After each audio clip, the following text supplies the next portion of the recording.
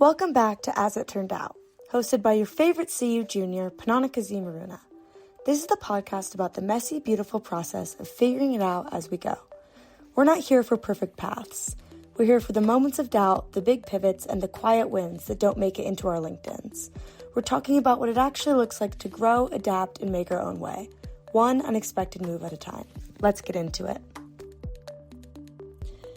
Today, I'm sitting down with Tanya First, the new Vice President of Field Operations at Buffalo Exchange, where she's spent nearly 30 years growing from an entry-level buyer to helping lead the company. We'll talk about her unexpected journey from political science to resale fashion, the power of mentorship, and why the best careers rarely follow a straight line. Because, as it turns out, sometimes the path you never planned becomes exactly where you're meant to be. So let's dive into Tanya's journey and see how things actually turned out. When you were growing up, what did you imagine your career would look like, and how different is that from where you ended up? I think when I was young, preteen, I thought I was going to be an office manager because I love to organize things and type. I learned how to type when I was really young. Later on, I thought, of course, I was going to be a ballerina and then a rock star, like a singer in a band. Then when I got into college, I started doing reviewing shows for free. I was living in Cleveland, so I started going to shows and then writing reviews of the shows and sending them into the paper, like our local paper thing, which I really enjoyed. So then I thought, okay, I'll not be a rock star, but be in the music business somehow and be a music reviewer. But those kind of dreams are different than what you actually end up getting into. Yeah. Yes. So what did you study in school? Did you always imagine using your education kind of the way you did throughout your career? Or what kind of led you post high school into college? Where was your brain kind of at? I was doing a lot of writing. So when I went to New York, when I turned 18, I went to a school where you could create your own major. Cool.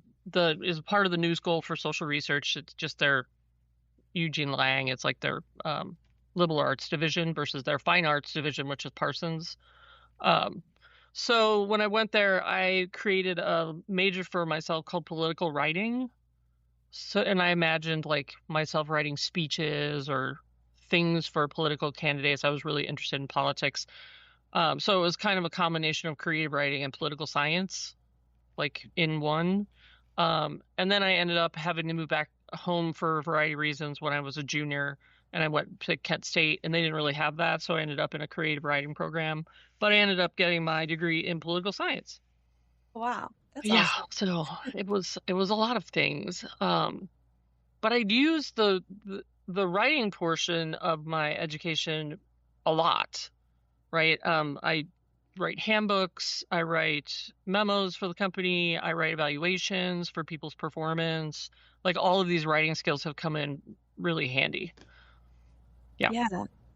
And how did that political science degree kind of channel into fashion? Where did you get inspired? I always loved clothes. I loved shopping. I loved, it didn't have anything to do with politics. It was just the fun part of my life, was music and clothing and pop culture, that kind of thing. Were always my interests on the side. And then, if I thought I might be a politician, and they have to dress well, but it was sort of always a side thing. And then when I found Buffalo Exchange, when I moved to Arizona, I was a customer first. And then because all my friends shopped there and all my friends worked, a bunch of them worked there.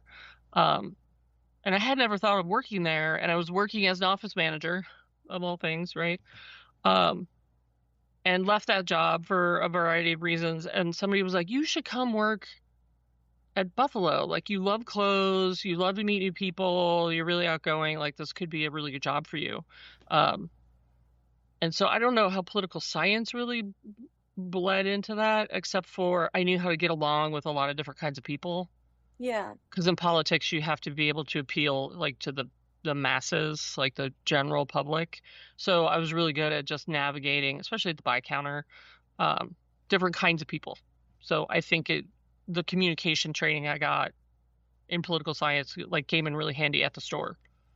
Yeah. I Yeah. mean, there's definitely a politics to clothes. People have very strong opinions. Yes, people definitely, and it's really personal Yeah. to them, like what they wear and their style and like what it tells the world. Um, yeah, it is. It can be really personal. Yeah, definitely. And kind of with that, I know many people see retail as a job or more just like it's just clothes, but Buffalo Exchange has really built a unique culture around fashion, sustainability, and community. Yeah. What kind of like you said that you just your friends were like, you should try working there, but how did their mission with that kind of align with your interest in community and politics, like we were just talking about? Right. You know, at first I didn't realize the sustainability would matter to me so much, you know, being proud of working in a place that is keeping clothes out of landfills, is donating money to various charities, like all of the like charity work that we do got more important to me as I got older. But what was really important for me when I started, we have this thing called the 5 points of power. And I hope I can remember all five, but I probably can't. Um, and really, they're just like the 5 points of effective communication. And when that's one of the first things you read, like in the employee handbook, is like our mission statement, the 5 points of power, all about the charities. Um, Once I started practicing the 5 points of power, like at home and at work, I realized like this is a culture I want to be in. Um, Having it be run by women was really important to me as well. Like that, I really wanted to support that as part of my job. You know, the 5 points of power are: ask for what you want, be accountable for your own experiences, pay 100% attention. Um, that's three. I can't remember all of them. It's like those kind of things, you know, where it's like making sure that you are responsible for your own self and not worried so much about others, and what they're doing, but really responsibility for yourself. Yeah, Yeah, and that accountability aspect. absolutely. And being self-aware is really big in the culture, which I definitely worked in some jobs where people weren't very self-aware. Um, and you know, you don't really enjoy those kind of people. I mean, you don't want to work with them. Yeah. Yeah, And I mean, I think one of the cool parts about Buffalo Exchange, from my experience, is that everybody who works there seems to have so much style and uniqueness in the way they carry themselves, but they're still able to come together to kind of create that community. right.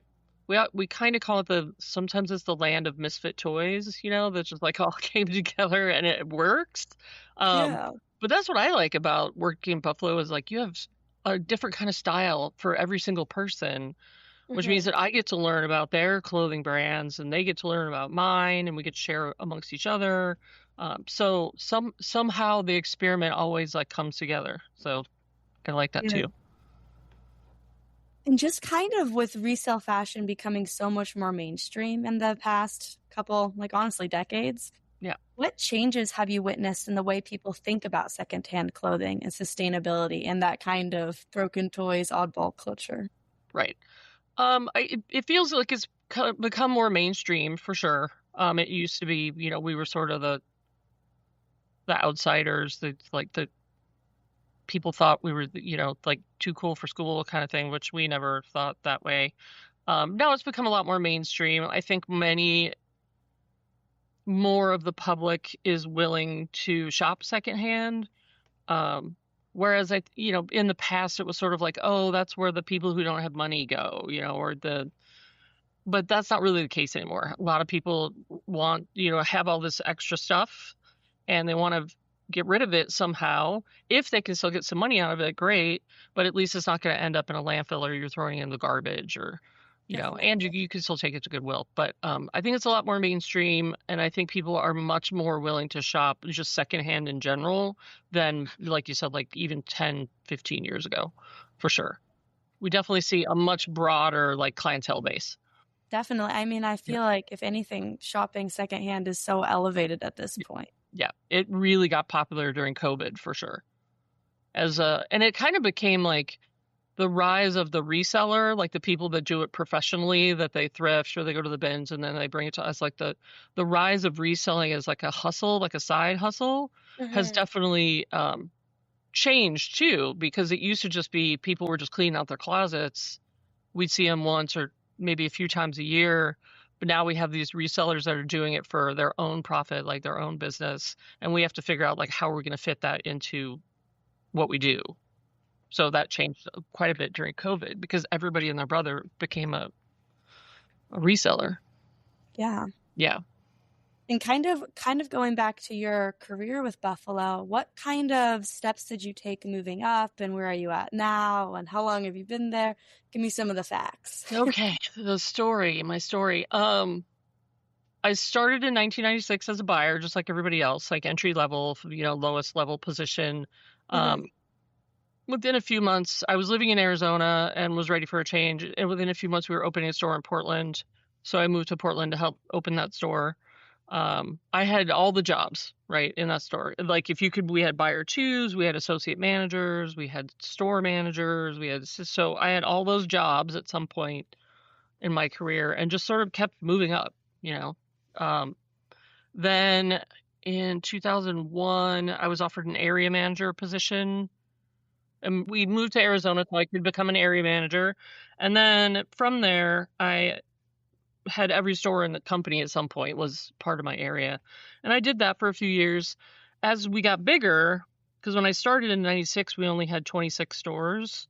And then by the time I was an area manager, we were more like in the 40s. Wow. Like we had 40, almost 50 stores. So the chief operations officer needed an assistant, like somebody that she could share duties with. I had been an area manager for 6 or 7 years. We were in the same office. She offered me that position.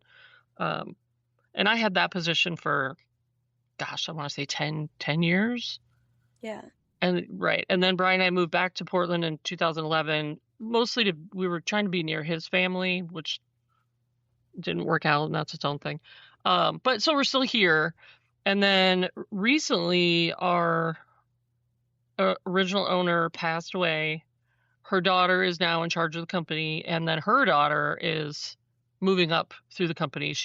Right now she's going through and doing all the jobs, like all the operations. So she worked at the store. She was a store manager. She's an area manager. So when the owner passed away, our new owner, Rebecca, her daughter, we didn't have any kind of like succession planning in place. And everybody in upper management is kind of my age, right? Like in our 50s or upper 40s. So we all started to realize like, who's going to replace me? Like who's going to be the next person that takes this job? Have we developed all these people? So we started working with a succession planner who is helping us reorganize the business and putting lots of plans in place. When that happened, our COO position got moved to like a different level. And so they offered me a vice president of field operations position. So now I oversee all the area managers. Wow. And all the stores. It's quite frightening, like to think that you're responsible for like the revenue of every store. But I feel like I've been working towards this this year is my 30th anniversary. Wow. Yeah. I mean, this is your career. Yeah. And you've really built Buffalo from the beginning. I like to think I helped make it better. Definitely. Every day. I mean, that's kind of my role. Like every day I want to make things a little bit better. Yeah. Yeah. I mean, and I think it's about impact. It's about the little things that we do to try to make the world a better place. And that sounds exactly like what you did through Buffalo and what you're continuing to do. Yes. Yeah, absolutely. And I believe in that as well. And to me, like making the world a better place is the small things, like making sure somebody has a really happy shopping trip and just that you're nice to them, or even if I go to a restaurant, it's like, be nice to the server, being nice to the people around you. Yeah. So I'm definitely not the person that wants to give you a hard time. You know what I mean? Yeah. Just in general, I'd rather see people smile and make them laugh. That's good. I mean, that's what we all want. Right. I know. Right. That we wish every day was like that. Just want to smile and laugh and shop. Yeah, absolutely. Yeah. kind of throughout your career, how has that definition of success evolved? Would you say early Ooh, you had the same goals of what success meant, or how do you think that kind of evolved? interesting. Like for me, it's always I'm a student, right? I'm a constant life student, like a student of life. So I'm always looking for self-development, reading a book, listening to a podcast, taking a class, learning something new. So for me, I think success was always like always learning something new and then moving into some new position. But I don't sit around and think of myself as like really successful, you know. Yeah, so it's more about it's a journey, not really just a destination to success. Absolutely. Yeah. Right. Yeah, I definitely agree with that. I think it can Right. be really easy to get caught up in, oh, I want the next role and I want to do this and do this. But being able to be like, I'm happy where I'm at, and Right. I'm also excited to go where I'm going, you know? Yes, and being self-aware enough to know when you're not happy in something and then being able to walk away from it and pivot. Like I did go work for, I won't say who, it was just some small Democratic like congressman out of Ohio when I was I did like an internship with a political candidate, and it was the worst experience I've ever had. I mean, it's just politics is not about telling the truth. It's just about, you know. So I realized like here's this thing that I thought I was going to do my whole life, or here's this career I built based on, what I did in college, and I hate it. Yeah. So that's why I ended up sort of lost for a little bit. That's why I was doing jobs like office manager and, working I never really worked in food, but I always worked in retail.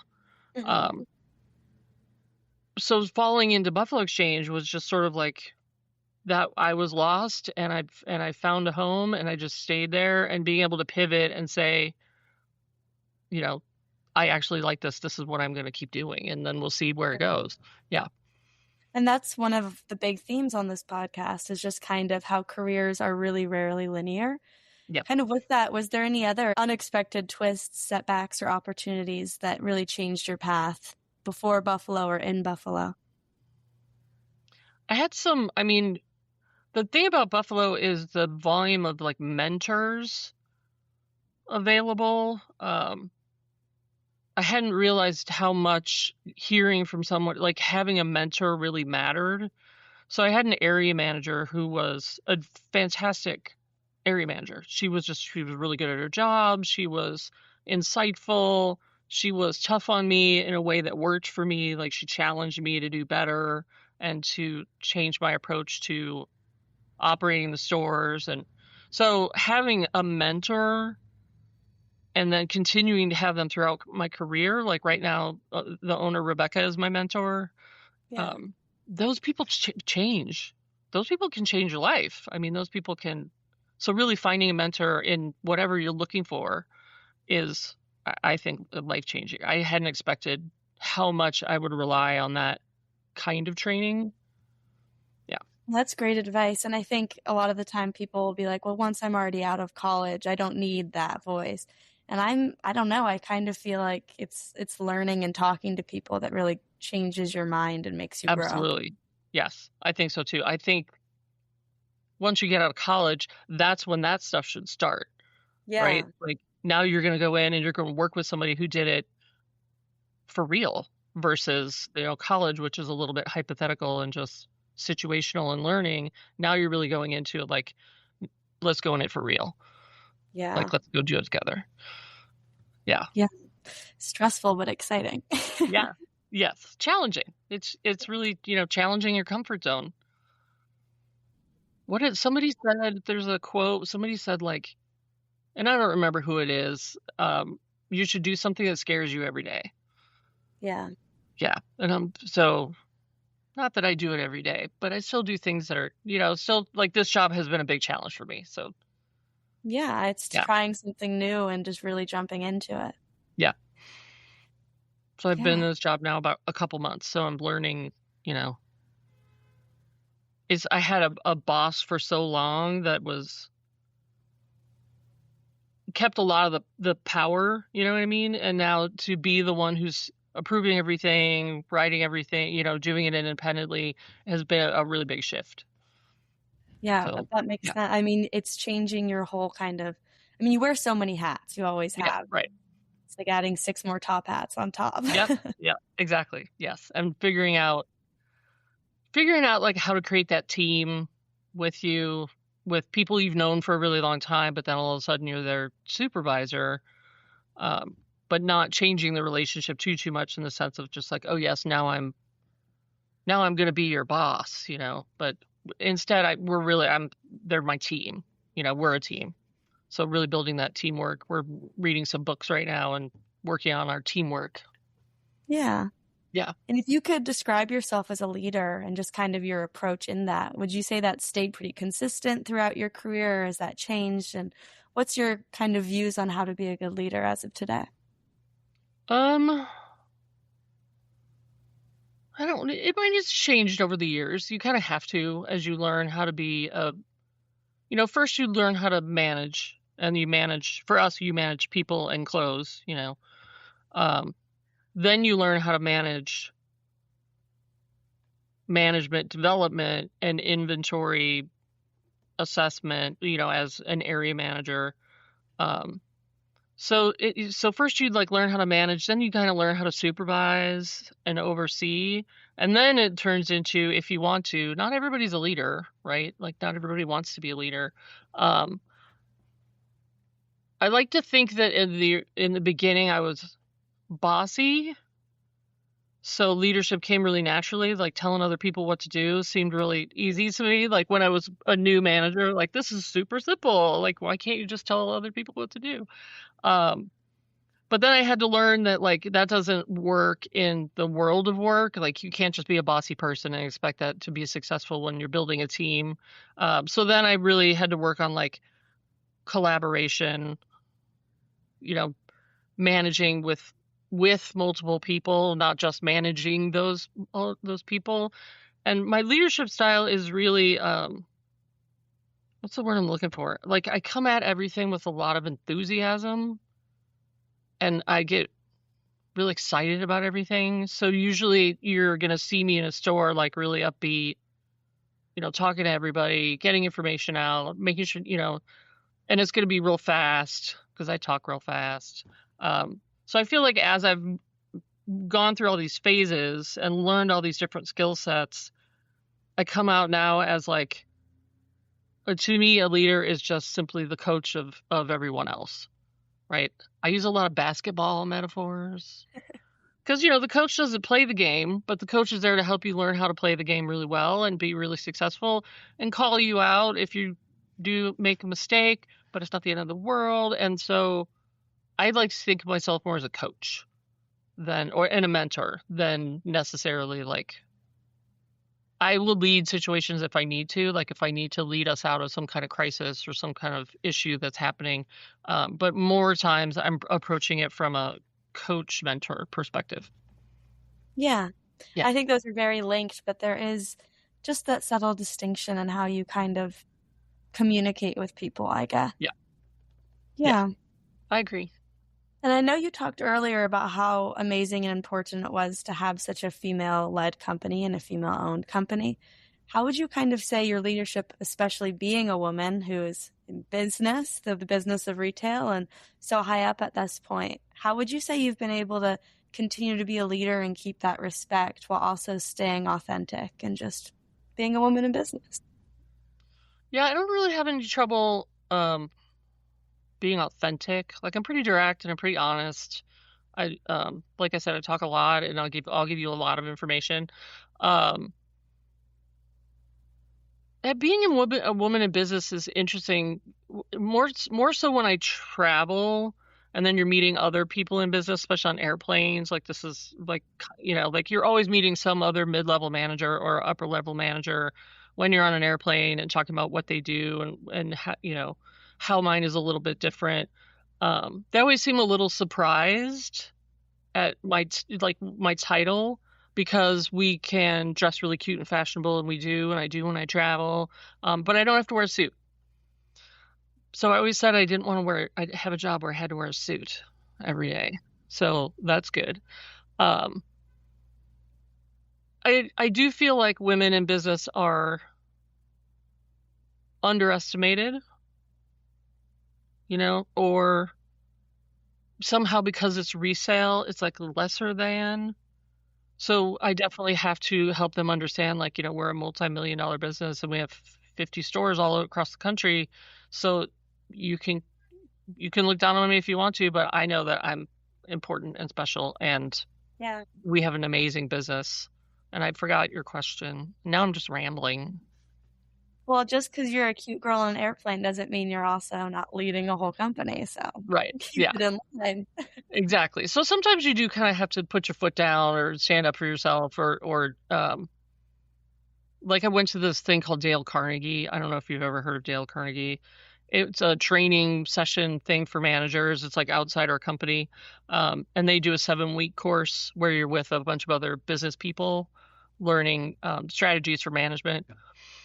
And this is like one of the outside things that I did. Like I got a certification with Dale Carnegie, and that was probably the worst, like misogynistic experience. Like just these mid-level manager guys in their suits, and myself, and just it really, yeah, it made me realize like this is more difficult for women than I thought.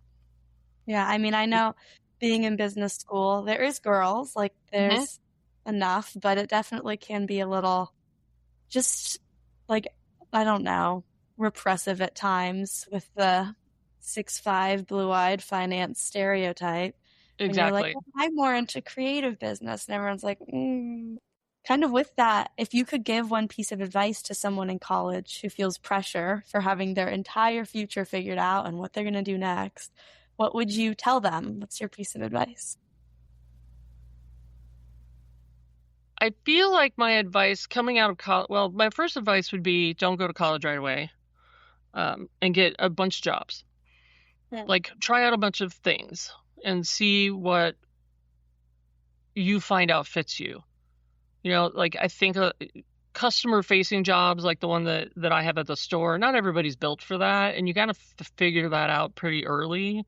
Do Yeah. you want to be in a customer facing position like sales or retail or, like direct access sales of some sort, or do you want to be behind the scenes?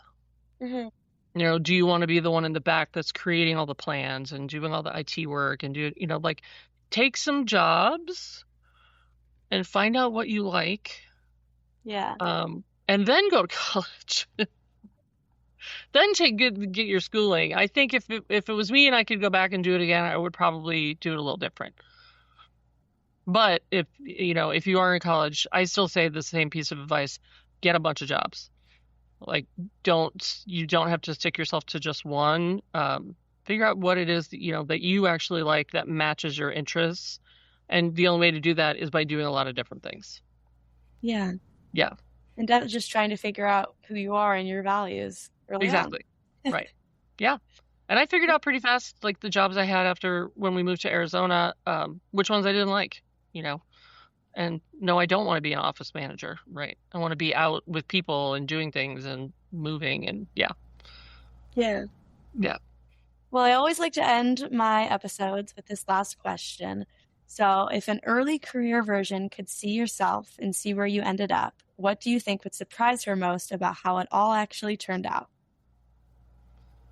So my early career person and how it ended. That's an interesting question. I think I think my younger self is surprised that I'm still here. Like 30 years is really what is surprises me every year. So I think the longevity of it all, like nobody in my generation works anywhere for 30 years, like so I think that has surprised me more than anything else. And every year I have on my anniversary in April, I usually sit there and have this like moment of like, do I want to go do something else? Like, is there something else for me out there? Like, should I try? I've got 50 years left or whatever, 40 years left. Is there something else I want to try or do? And then so I have this crisis of conscience every year of do I still want to be here? And then inevitably something happens where I'd already land on, nope, you're still here for a reason. Yeah. So I think longevity is probably my biggest surprise. Yeah. Yeah. Your career is continuous. You're just started a new position, and I can't wait to see what you do next. Same. Yeah. I'm excited. I haven't been excited. It's harder when you're in the same job for a long time and you sort of get into a rut and, routine. So this has really shaken up, what I do every day. And I love it. I love the newness and I love challenges. I like to be busy.